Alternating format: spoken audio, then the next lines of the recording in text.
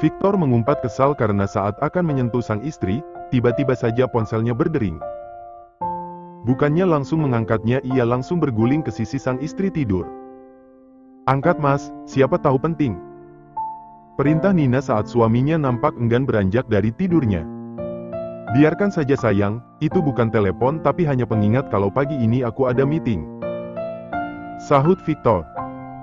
Kemudian Nina segera bangun lalu mematikan alarm di ponsel suaminya tersebut. "Ya sudah, ayo bangun," ucapnya kemudian. "Ini sudah bangun, sayang," sahut Victor. "Kalau begitu cepat berdiri, mas," perintah Nina lagi. "Ini sudah berdiri, sayang," sahut Victor lagi tanpa mengubah posisinya, ia masih saja terlentang di atas ranjangnya.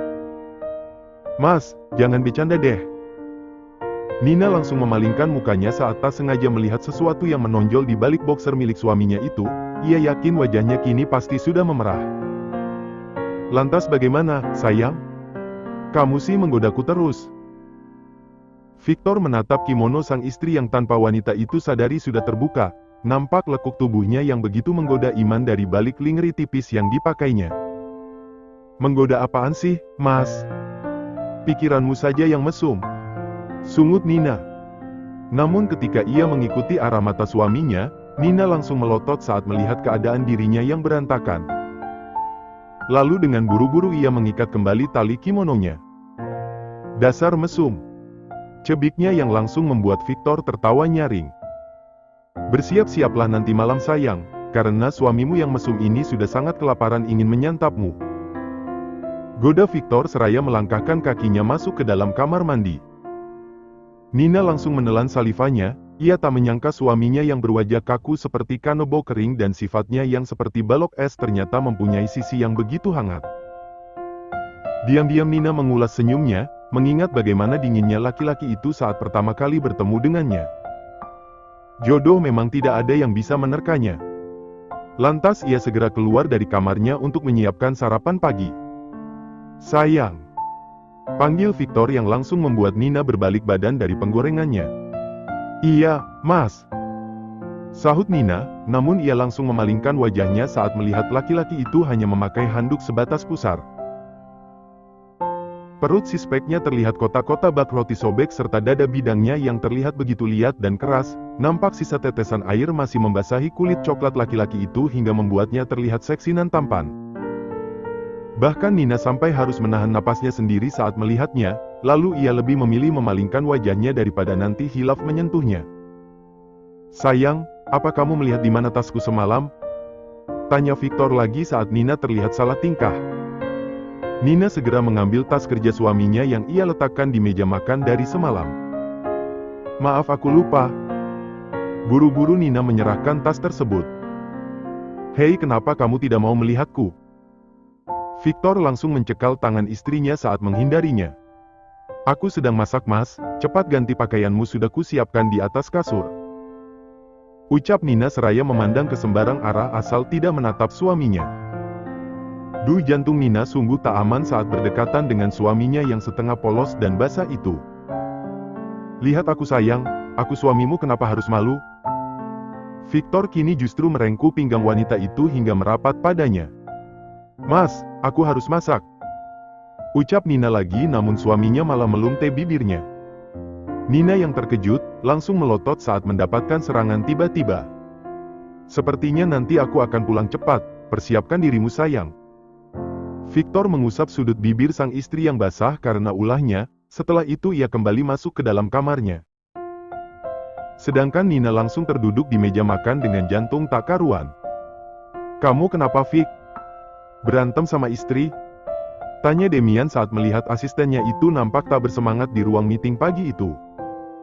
"Tidak tuan," sahut Victor yang terlihat enggan beranjak dari tempat meeting, padahal meeting sudah selesai beberapa menit yang lalu.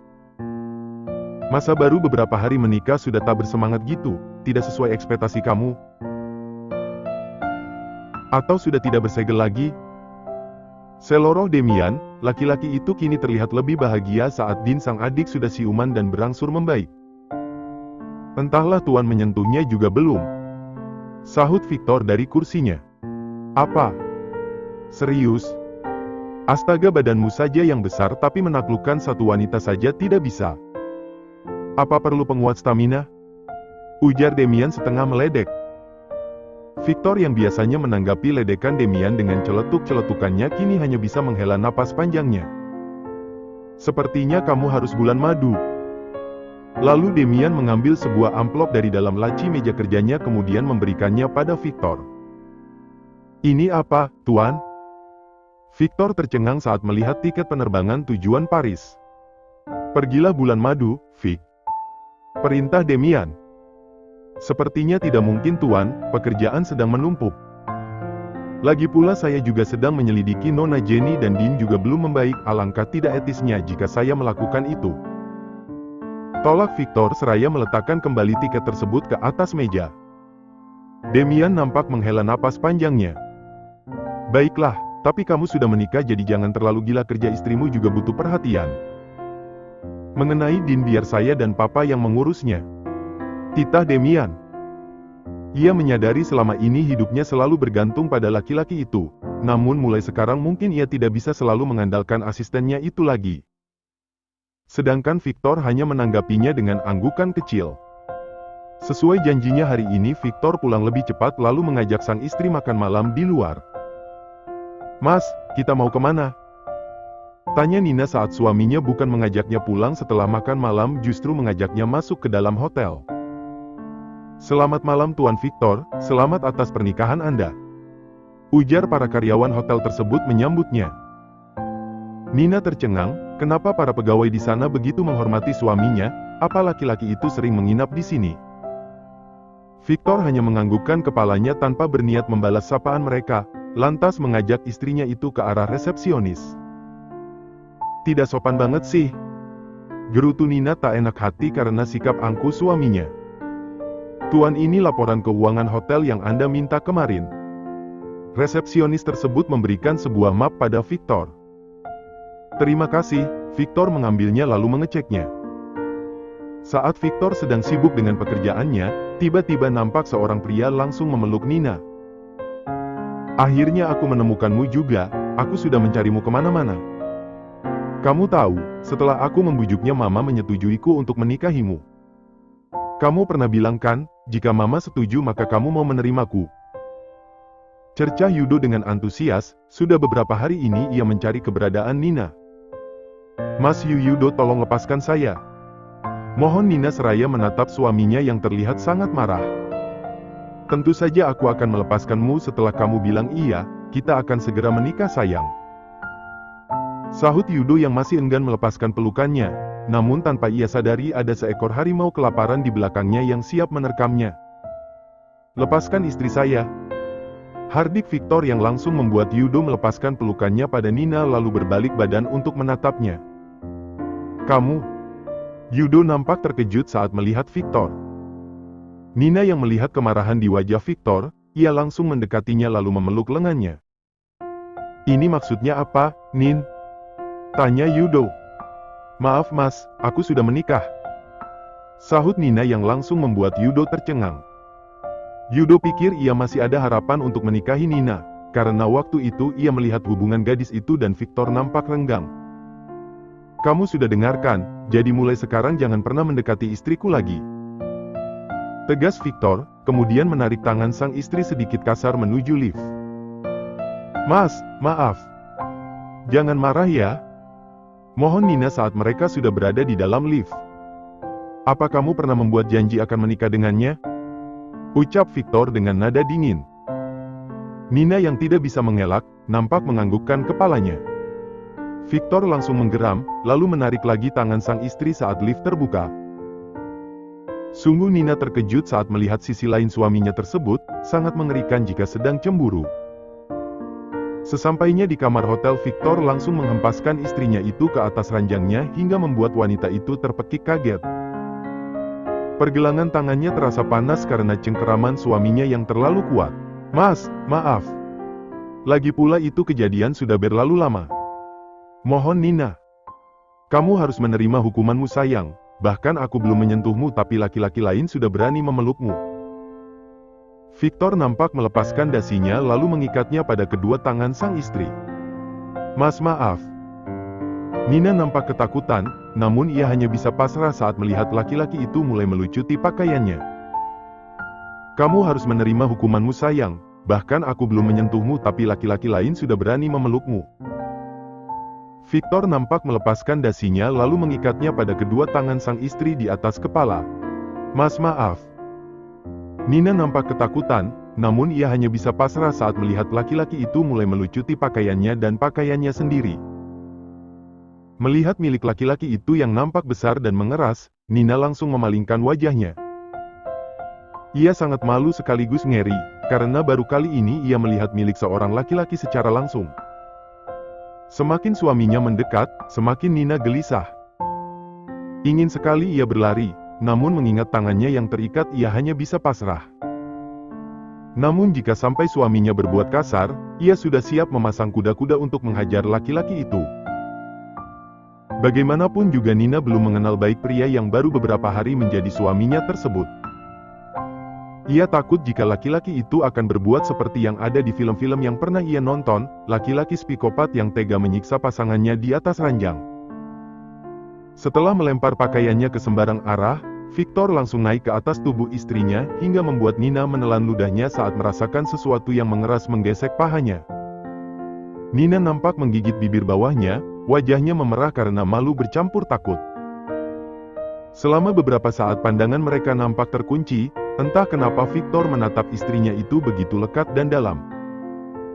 Setelah itu ia mendekatkan wajahnya lalu mulai mengecup bibir tipis istrinya itu.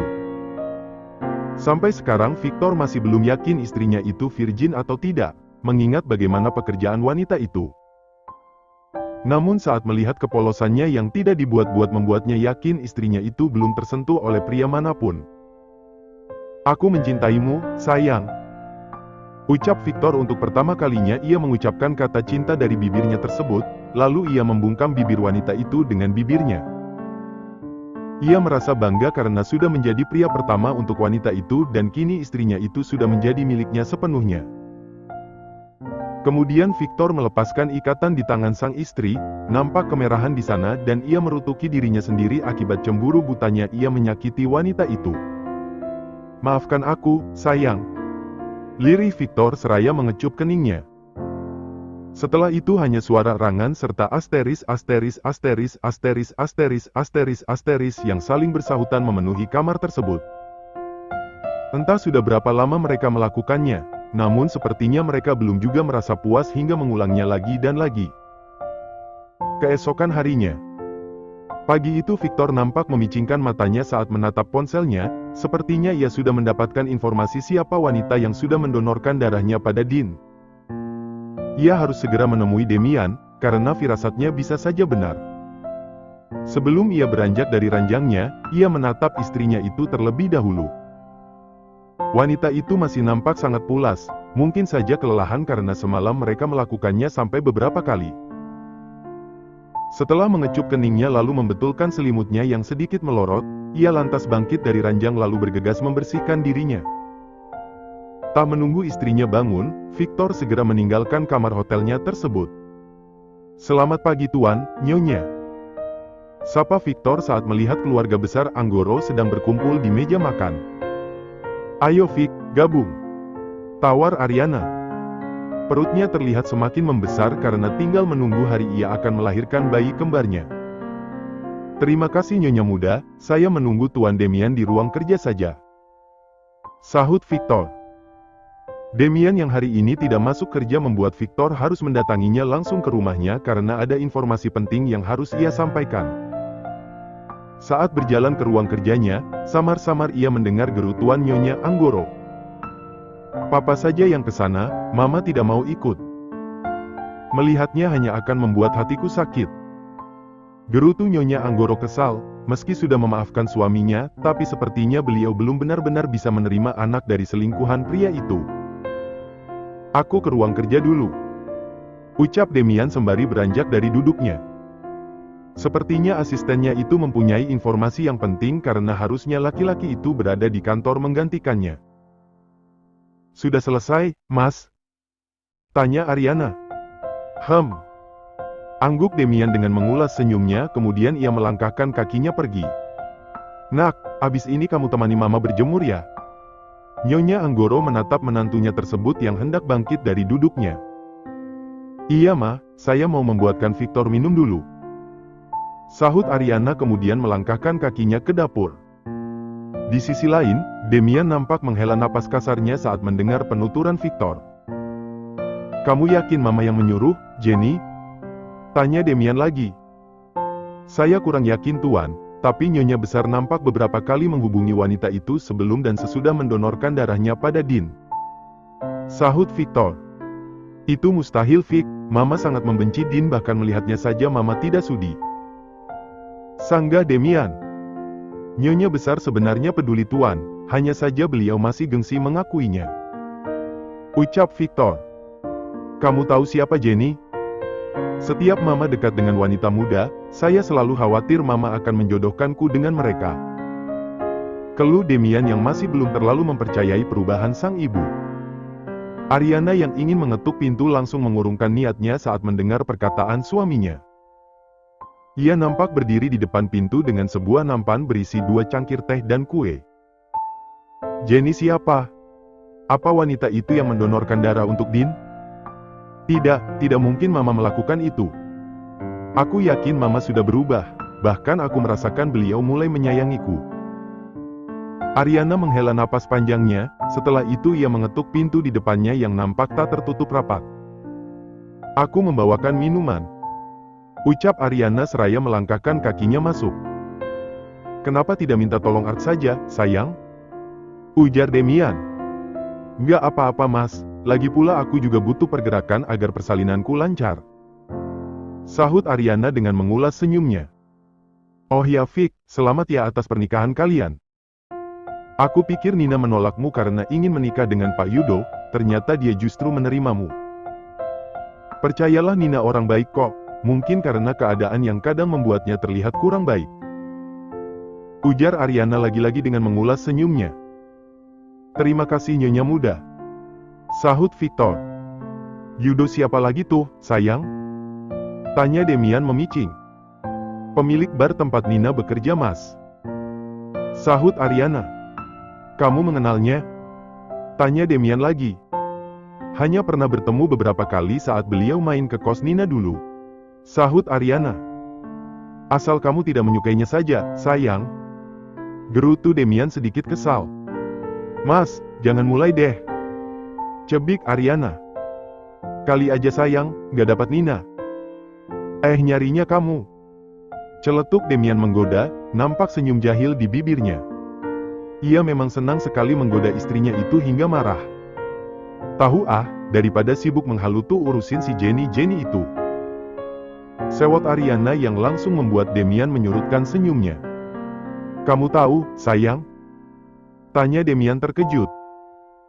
Melihat sang istri sewot Demian nampak serba salah, bagaimana caranya menjelaskan ia sendiri pun tidak tahu siapa itu Jenny. Sayang, please jangan salah paham. Aku sendiri juga tidak tahu siapa wanita itu, tapi kata Victor mama sering menghubunginya. Ujar Demian seraya memberi kode Victor agar ikut menjelaskan pada sang istri.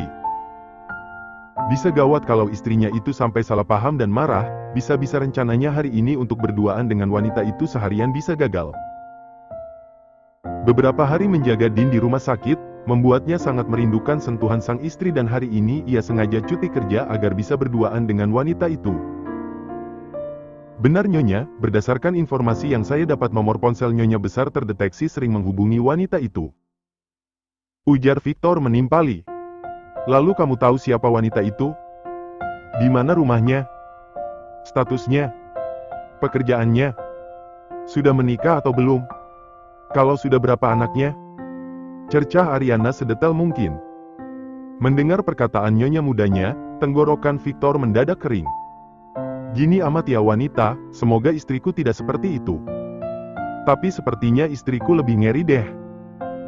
Gumam Victor sedikit meringis mengingat bagaimana kerasnya tamparan Nina waktu itu dan tendangannya kemarin pagi di pinggangnya. Astaga sayang, kenapa kamu tanya sedetil itu? Aku yakin wanita itu pasti sudah menikah lah. Setelah Demian meyakinkan meski ia sendiri tidak tahu, tapi berharap istrinya itu percaya agar tidak terlalu banyak berpikir hingga akan mempengaruhi kandungannya. Sayangnya wanita itu seorang janda, Tuan. Ujar Victor yang langsung membuat Ariana melotot menatap suaminya. Oh, jadi sekarang mainannya janda? Ikut-ikutan yang lagi viral itu? Istri dijadikan janda lalu janda dijadiin istri gitu? Cibir Ariana pada suaminya. Astaga sayang, amit-amit kalau itu, aku sendiri juga tidak tahu dia janda atau bukan. Lagi pula juga bukan urusanku. Tegas Demian seraya mengetuk mejanya beberapa kali seakan menghilangkan sial. Wajahnya terlihat frustrasi, dia lebih baik dihadapkan pada pekerjaan yang sulit daripada harus dihadapkan pada sang istri yang bagaikan seorang polisi sedang menginterogasinya. Terus kenapa kalian sibuk mencari tahu tentang wanita itu, bukannya setelah mendonorkan darahnya dia sudah tak ada kabarnya? Tanya Ariana curiga. Demian yang merasa gemas, langsung mendekati istrinya lalu menangkup kedua pipinya dengan gemas. Sayangku yang paling cantik dan gemesin, dengerin ya, kita itu tidak boleh terlalu percaya dengan seseorang begitu saja. Apalagi suamimu ini pemilik perusahaan besar, banyak rival bisnis di luar sana yang akan selalu mengusik perusahaan kita dengan cara-cara yang tak bisa kita duga. Maka dari itu wajib bagi kita untuk selalu waspada pada siapapun, mengerti sayang? Ujar Demian gemas. Ariana nampak mencerna ucapan suaminya tersebut, namun belum juga sampai otaknya. Laki-laki itu sudah mengecup bibirnya dan sedikit melumnya. Mas, apaan sih malu tahu? Ada Victor juga. Gerutu Ariana seraya mengusap lipstiknya yang berantakan.